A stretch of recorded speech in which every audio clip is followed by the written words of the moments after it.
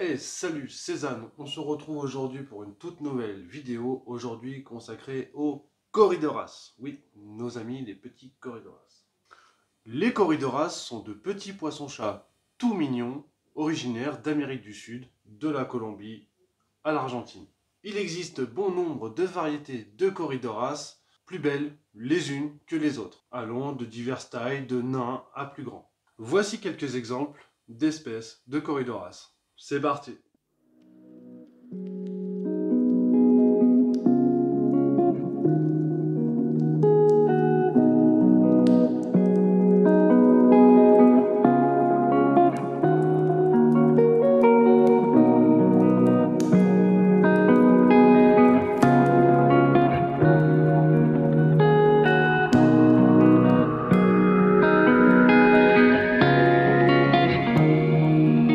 Alors, franchement, vous les trouvez pas trop mignons? Cette espèce est et restera une de mes espèces préférées. Ils sont caractérisés par une tête compressée latéralement. Ces poissons possèdent aussi de courts barbillons et une seule paire sur les lèvres inférieures. Il se plaira très bien dans un aquarium seul ou même en bac communautaire car le Corydoras est un poisson très sociable, très paisible. Très joueur avec ses camarades, il passera la majeure partie dans le fond à chercher de la nourriture. Pour le dimorphisme, c'est très simple. Le mâle est plus petit et plus svelte que la femelle.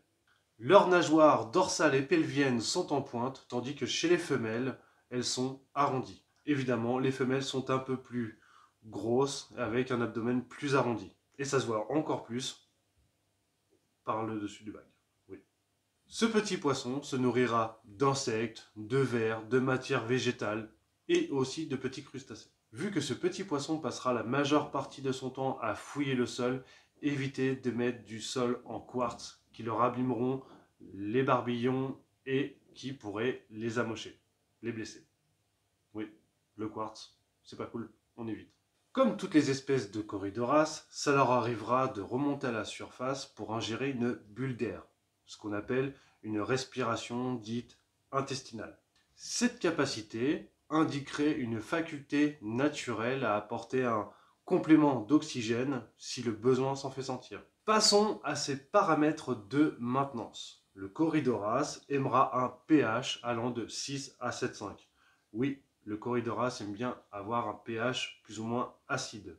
Il lui faudra un GH allant de 5 à 19, oui, vous avez quand même une bonne fourchette de dureté d'eau, et une température allant de 25 à 28.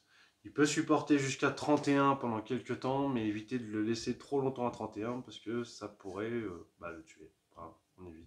Poisson très robuste, oui, il conviendra même aux débutants.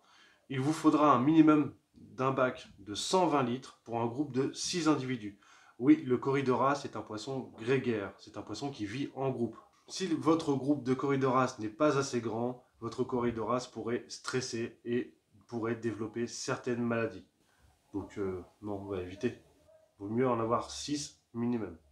Cette espèce de poisson est diurne, donc vous n'aurez pas de mal à pouvoir le voir en journée, fouiner, jouer avec ses copains ou poser sur une plante. C'est un poisson très appréciable à regarder. Selon l'espèce et sa maintenance, il pourra avoir une durée de vie de 5 à 10 ans. Et même dans de rares cas, je crois que le maximum qui a été vu, c'est 27 ans pour un Corydoras albinos aenus. 27 ans. Chapeau. Parlons maintenant de sa reproduction. Pour la reproduction, il vous faudra au moins un ratio de 2 mâles pour une femelle. Oui, c'est l'inverse des guppies. Là, il y a plus de mâles que de femelles.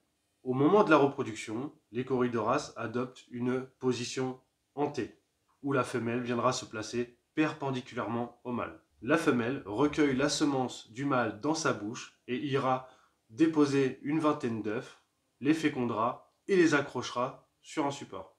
En général, c'est des plantes ou les vitres de l'aquarium. Depuis mes débuts en aquariophilie, depuis plusieurs dizaines d'années, j'ai souvent pu constater en Normandie, à force de les observer, que ces poissons étaient très sensibles à la pression atmosphérique. Donc j'ai effectué quelques tests avec un baromètre et ça s'est avéré exact. Les Corydoras, souvent, font une petite danse en remontant à la surface à pleine vitesse et en redescendant en piqué à plusieurs reprises. Et à chaque fois, le lendemain, il pleuvait. C'est plus simple que la météo. Il y a juste à regarder ton bac. Et comme il est inutile de vous préciser qu'en Normandie, il pleut tout le temps, les corridoras en Normandie, ils dansent tout le temps aussi. Voilà, c'est tout pour cette vidéo consacrée à nos amis les corridoras. J'espère qu'elle vous a plu, qu'elle vous aura été instructive. Si c'est le cas, comme d'habitude, tu lâches un petit pouce bleu pour le référencement, tu t'abonnes à la chaîne, tu lâches un petit com, ça fait toujours plaisir. Et en attendant, je bosse sur la prochaine vidéo. Bye!